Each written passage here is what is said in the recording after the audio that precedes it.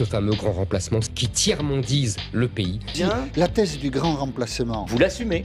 On est en voie d'un remplacement de population. Bon ben voilà, dites-le. Le droit du sol sera supprimé, c'est-à-dire qu'on ne deviendra pas français de manière automatique parce qu'on est né sur le territoire. Il faudra mériter la nationalité française.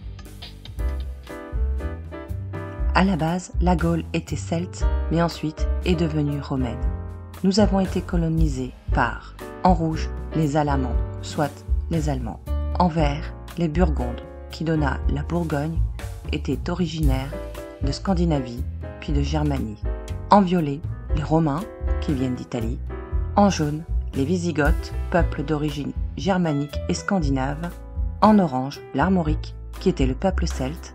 En bleu, les Francs, qui étaient un des nombreux peuples germaniques. Pourquoi je viens chez vous? Le 5 février 2003, Colin Powell, fiole à la main, vient présenter au monde les preuves américaines contre Saddam Hussein.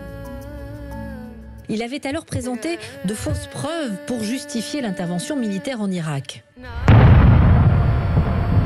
Les avions et les hélicoptères américains attaquent des milliers d'Irakiens, civils et soldats, en fuite vers le Koweït. 80 km de route, jonchés de milliers de carcasses de voitures, les cadavres ne seront jamais dénombrés. Les États-Unis sont accusés de crimes de guerre, mais l'affaire ne sera pas portée devant un tribunal international.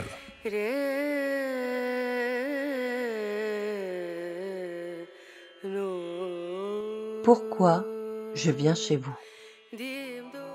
11 septembre 2001, les attentats des tours jumelles aux États-Unis entraînent la riposte des Américains en Afghanistan. Au cours de cette guerre, de nombreux soldats européens et américains sont morts.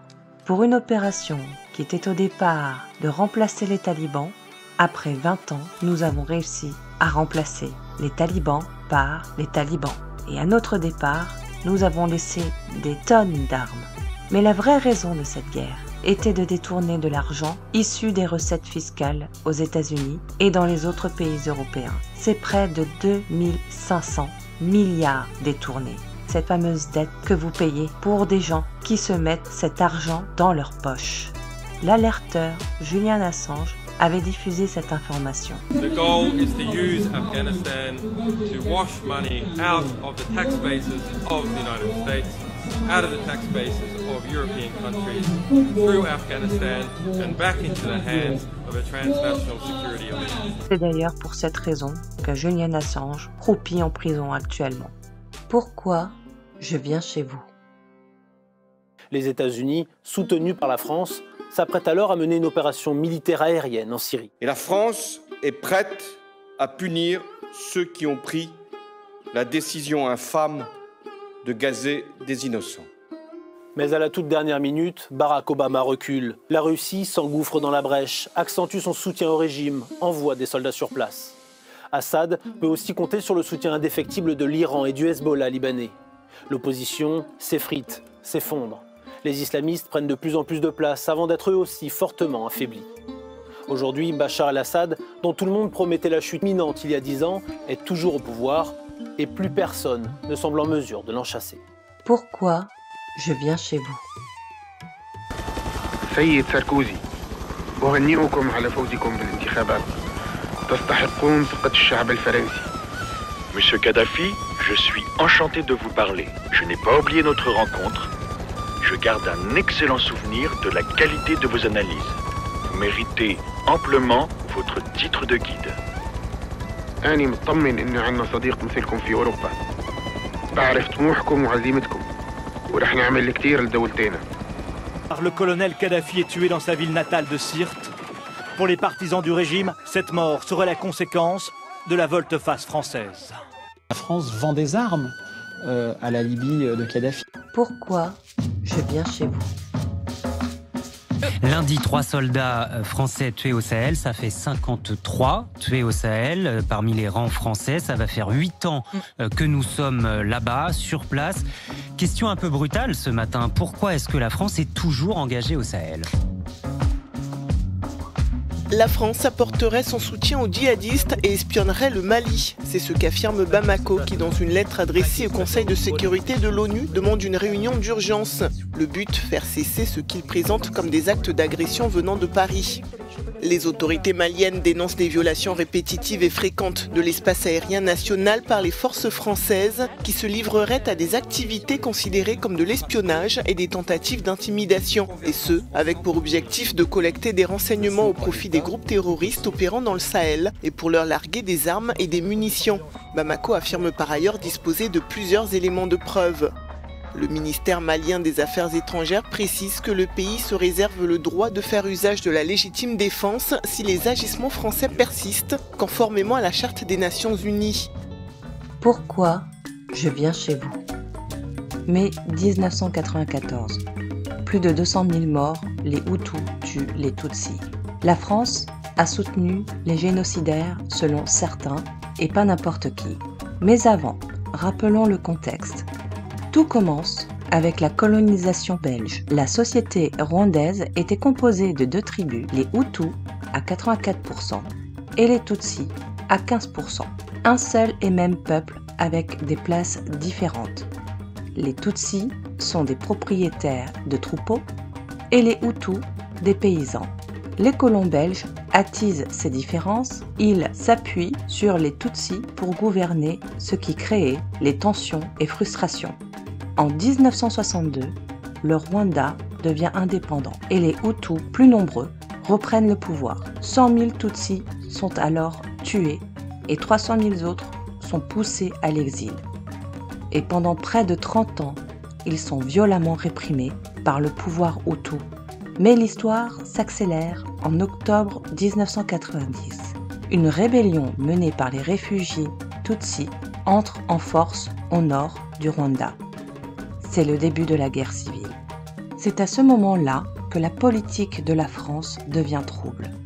Vulnérable, le gouvernement de Kigali demande l'aide de la France. Paris fournit des armes et entraîne l'armée rwandaise. Les services de l'État français informent le président du génocide organisé par l'armée rwandaise envers les Tutsis. Et donc, pour résumer, la France a aidé la fuite des génocidaires.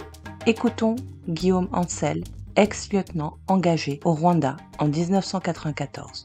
Le premier ordre d'opération que j'ai reçu, qui était un ordre préparatoire, c'était celui justement de préparer un raid jusqu'à Kigali pour remettre en place le gouvernement que nous soutenions. Ensuite, j'ai été missionné pour déclencher des frappes aériennes contre les ennemis des génocidaires, le FPR, dans la nuit du 30 juin au 1er juillet. Donc ça, ces opérations étaient clairement des opérations de soutien aux forces armées rwandaises qui étaient juste en train de commettre le génocide sous nos yeux. Deuxième point, la France a-t-elle protégé la fuite des génocidaires? Après sa chute, le gouvernement extrémiste Hutu a fui au Zaïre en passant par un territoire contrôlé par la France, la zone humanitaire sûre. Cette zone humanitaire sûre a été essentiellement sûre pour les génocidaires. Elle leur a permis de s'enfuir tranquillement et ils sont allés se réinstaller tranquillement dans des camps de réfugiés de l'autre côté de la frontière pour continuer leur combat. J'ai assisté à une livraison d'armes. On m'a demandé de détourner l'attention de journalistes qui étaient sur la base de Cyangugu parce que justement un convoi d'armes partait vers le Zaïre. Nous étions sous embargo de l'ONU, bien sûr, dans une mission dite humanitaire, mais ce qu'il faut avoir bien en tête, c'est que ce ne sont pas mes compagnons d'armes qui ont décidé de livrer des armes. Cet ordre ne pouvait venir que du plus haut niveau de l'État. Pourquoi je viens chez vous?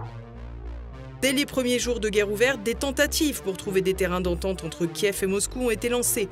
Parmi les initiatives, celle du Premier ministre israélien de l'époque, Naftali Bennett. Ce dernier a d'ailleurs affirmé depuis que chacune des deux parties était disposée à faire des compromis.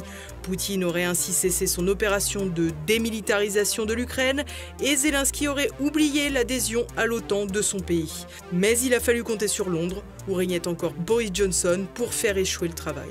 L'ancien Premier ministre britannique a littéralement bloqué l'émergence de la paix à l'Est. Dans cette affaire, Volodymyr Zelensky n'est pas à envier. Poussé à la guerre par ses fossoyeurs occidentaux, mais aussi par la partie la plus radicale de son entourage, le président ukrainien n'a pas une voie toute tracée vers la paix. If Russia invades, there will be no longer Nord Stream 2. Les gazoducs Nord Stream ont-ils été sabotés par des Ukrainiens? Selon le New York Times, qui se base sur des informations obtenues par le renseignement américain, Un groupe pro-ukrainien, adversaire du président russe Vladimir Poutine, serait à l'origine des explosions. Tous les parlementaires du Congrès, c'est-à-dire le Sénat et la Chambre des représentants américains, ont reçu une copie du rapport Marco Polo.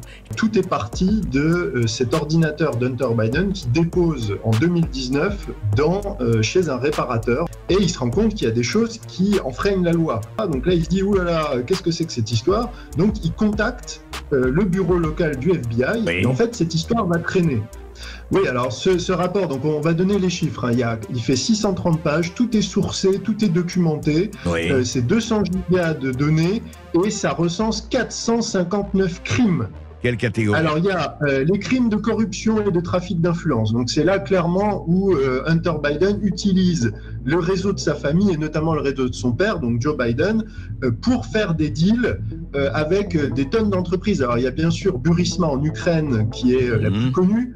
Il y a avec le Parti communiste chinois, avec des oligarques chinois, mais il y a des choses moins connues comme avec le Kazakhstan, avec le Mexique, avec la Libye. Donc on a essayé de dire aussi que Joe Biden n'avait aucun rapport avec toutes ces histoires de corruption et de trafic d'influence. En fait, il y a plusieurs éléments très concrets, mais on retrouve dans le rapport, qui prouvent qu'il y a des réunions, il y a des emails, etc. échangés, qui prouvent que Joe Biden est en tout cas dans la boucle, alors peut-être pas sur toutes les affaires, mais sur une bonne partie des affaires. C'est qu'en fait, c'est comment le rapport a été entièrement couvert par toute la chaîne. Vous avez le FBI, les services de renseignement, les GAFA et les médias qui conspirent tous ensemble pour que personne n'entende parler de ce dossier. Mais nous devons nous battre jusqu'au dernier Ukrainien, je pense. Il n'y a pas de négociation et il ne faut pas que des leaders européens évoquent le mot négociation et tant que vous avez la capacité de vous battre jusqu'au dernier.